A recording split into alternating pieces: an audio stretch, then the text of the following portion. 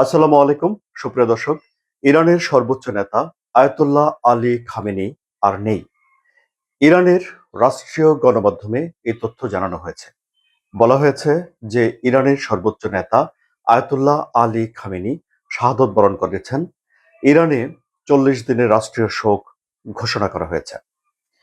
অবশ্য এর আগে মার্কিন প্রেসিডেন্ট ডোনাল্ড ট্রাম্প তার সামাজিক যোগাযোগ মাধ্যম সোশ্যাল ট্রুথে ইমাম খামেনির মৃত্যুর কথাটি জানিয়েছেন। তিনি বলেছেন যে ইসরায়েল এবং যুক্তরাষ্ট্র যে হামলা করেছে তেহরানে, সে হামলায় আয়াতুল্লাহ আলী খামেনির কার্যালয় ক্ষতিগ্রস্ত হয়েছে। সেই কার্যালয়ে তিনি ছিলেন। অর্থাৎ যুক্তরাষ্ট্র এবং ইরানের স্ট্রাইকে আয়াতুল্লাহ আলী খামেনি মারা গেছেন বলে মার্কিন প্রেসিডেন্ট ডোনাল্ড ট্রাম্প জানিয়েছেন। ডোনাল্ড ট্রাম্প খামেনির মৃত্যুর পরও খামেনির সমালোচনা করেছেন এবং তিনি বলেছেন যে এই মৃত্যুর মধ্য দিয়ে ইরানে নতুন করে সরকার গঠন করার একটা সুযোগ তৈরি হয়েছে। এর আগে এই আক্রমণ শুরু করার কিছুক্ষণের মধ্যে তিনি যেই ৮ মিনিটের একটা ভাষণ সামাজিক যোগাযোগ মাধ্যমে ছেড়েছিলেন, সেখানে তিনি সে দেশের জনগণকে সরাসরি আহ্বান জানিয়ে দিয়েছিলেন যে যদি অভিযান তারা শেষ করার পর ইরানের জনগণ যেন নিজেদের সরকার গঠন করে, এবং সেখানেও ডোনাল্ড ট্রাম্প বলেছিলেন যে তাদের জীবনে এরকম সুযোগ বারবার আসবে না। এখন আয়াতুল্লাহ আলী খামেনি ওই অভিযানের পরেই তার মৃত্যুর একটা গুঞ্জন ছড়িয়ে পড়েছিল। কেউ কেউ বলেছেন যে দিনভর আয়াতুল্লাহ আলী খামেনির কোনো কথা শোনা যায়নি, এবং অনেকে বলেছেন তিনি মারা গিয়ে থাকতে পারেন। এরপর ইসরায়েলের তরফ থেকে ইসরায়েলের প্রধানমন্ত্রী নেতানিয়াহু বলেছেন যে ইরানের সর্বোচ্চ নেতা মারা গেছেন এমন ইঙ্গিতগুলো স্পষ্ট হয়ে উঠছে, কিন্তু তখনও কেউ এই ব্যাপারে নিশ্চিত কোনো তথ্য দিতে পারেনি। এরপর আমরা দেখলাম যে ইন্টারনেট বন্ধ থাকার মধ্যেও ইরানের পররাষ্ট্রমন্ত্রী আব্বাস আরাকচি একটা সাক্ষাৎকার দিয়েছেন গণমাধ্যমে, যেখানে তিনি বলেছেন যে তার জানা মতে ইরানের সর্বোচ্চ নেতা জীবিত রয়েছেন। কিন্তু এখন পরে এটি প্রমাণিত হলো যে আব্বাস আরাকচির জানাটা ভুল ছিল। এখন তাহলে আয়াতুল্লাহ আলী খামেনি তিনি শুধুমাত্র ইরানের প্রশাসনিকভাবেই সর্বোচ্চ ব্যক্তি ছিলেন তা নয়। সব পররাষ্ট্র, নিজেদের দেশের ভেতরের সিদ্ধান্ত এবং নানা রকম সিদ্ধান্তের সর্বশেষ অনুমোদনকারী হলেন ইরানের আয়াতুল্লাহ আলী খামেনি, সেই পদেই ছিলেন। এখন আয়াতুল্লাহ আলী খামেনির মৃত্যুর পরেই সে দেশে কি সরকারের পতন হয়ে গেল? না, সে দেশে ইসলামী বিপ্লবের মাধ্যমে যে সরকার গঠন করা হয়েছে, সেই সরকারের পতন হয়ে যায়নি।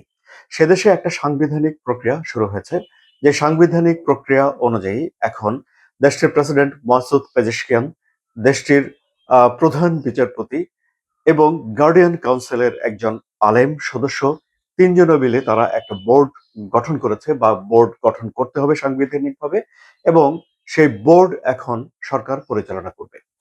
তাহলে ইসরায়েল এবং যুক্তরাষ্ট্রের সঙ্গে ইরানের এই যে যুদ্ধ চলছে, সেটি কতদিন চলতে পারে?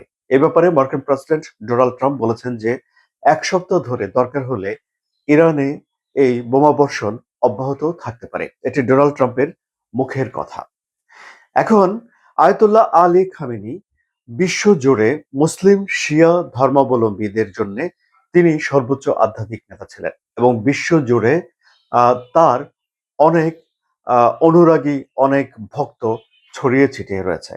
এবং তার এই মৃত্যুর মধ্য দিয়ে ইরানে যেমন একটা বড় ধরনের নেতৃত্ব শূন্যতা তৈরি হয়েছে, ঠিক তেমনি ভাবে শিয়া মুসলিম বিশ্বের কাছে তারা একজন বড় মাপের আধ্যাত্মিক নেতা হারিয়েছেন, এবং তারা ৪০ দিন এই শোক পালন করবেন।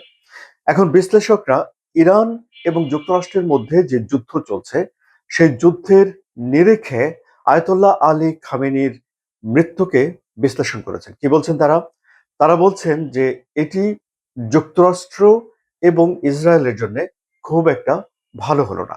কেন ভালো হলো না? কারণ হিসেবে তারা বলছেন যে ইরানের যে নিরাপত্তা প্রধান আলী লারিজানি, তিনি এখনো জীবিত আছেন, এবং তাকে আয়তুল্লাহ আলী খামেনি একজন দক্ষ, যোগ্য, কঠোর কমান্ডার হিসেবে, সামরিক কমান্ডার হিসেবে গড়ে তুলেছেন। এখন যুক্তরাষ্ট্র এবং ইসরায়েল ইরানের ভেতরে একজন কঠোর শত্রু পেয়েছে, যিনি হলেন আলী লারিজানি।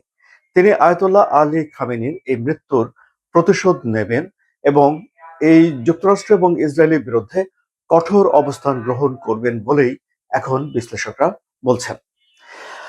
তাহলে সুপ্রিয় দর্শক, এখন মার্কিন প্রেসিডেন্ট ডোনাল্ড ট্রাম্প এই হামলার পরপরই ইরানে যে রেজিম চেঞ্জ করা বা সরকার পরিবর্তন করে ফেলার যে কথাটি বলেছিলেন, আমরা দেখতে পাচ্ছি যে এখনো পর্যন্ত এই ইরান যুক্তরাষ্ট্র ইসরায়েল যুদ্ধের দ্বিতীয় দিনে যখন আমি এই কন্টেন্ট করছি, তখনও পর্যন্ত ইরানে কিন্তু কোনো রকম সরকার পরিবর্তন হয়নি।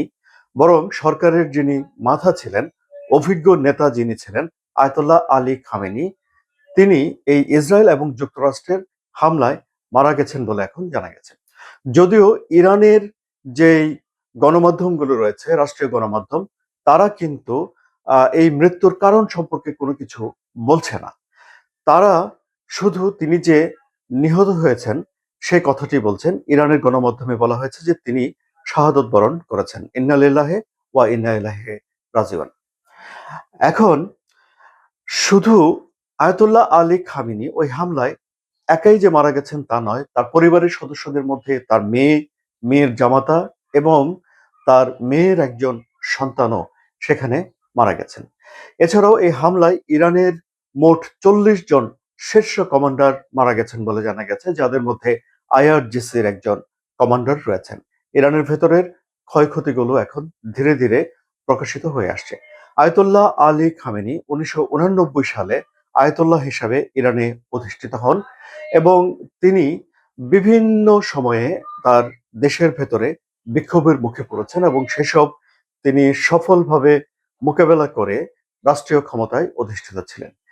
যেই পারমাণবিক কর্মসূচি নিয়ে যুক্তরাষ্ট্র এবং পশ্চিমা বিশ্ব ইসরায়েল ইরানের সঙ্গে বিরোধে জড়িয়ে পড়েছে, সেই পারমাণবিক কর্মসূচি সম্পর্কে আয়াতুল্লাহ আলী খামেনি বলেছিলেন যে এই অস্ত্রটি ইরান কখনো বানাবে না। তিনি ফতোয়া দিয়েছিলেন। তিনি বলেছিলেন যে ইসলাম এই অস্ত্র নিষিদ্ধ করেছে কারণ এতে ব্যাপক পরিমাণে ক্ষয়ক্ষতি হয়, জীববৈচিত্র্যের ব্যাপক পরিমাণে ক্ষতি হয়ে যায়। আয়াতুল্লাহ আলী খামেনিকে লক্ষ্য করা বা টার্গেট করা বা তাকে মেরে ফেলার চেষ্টা, এসব বিষয়গুলো প্রথম আলোচিত হতে থাকে গত জুনে যখন ইসরায়েল ইরানে আক্রমণ করে তখন। এর আগে কখনোই ইরানের সর্বোচ্চ নেতাকে নিয়ে এ ধরনের কথা বলা হয়নি। তখনই মার্কিন প্রেসিডেন্ট ডোনাল্ড ট্রাম্প বলেছিলেন যে ইরানের সর্বোচ্চ নেতা আয়াতুল্লাহ আলী খামেনি কোথায় রয়েছেন এটি তারা জানেন, এটি তাদের জন্য সহজ টার্গেট, কিন্তু এখনই তারা তাকে টার্গেট করছেন না। কিন্তু এবারে আমরা দেখলাম যে আক্রমণ করা হয়েছে, সেই আক্রমণে তাহলে ইসরায়েল এবং যুক্তরাষ্ট্রের মেইন টার্গেট ছিল সরকার পরিবর্তন, যেটি ডোনাল্ড ট্রাম্পের কথা স্পষ্ট হয়ে উঠেছে।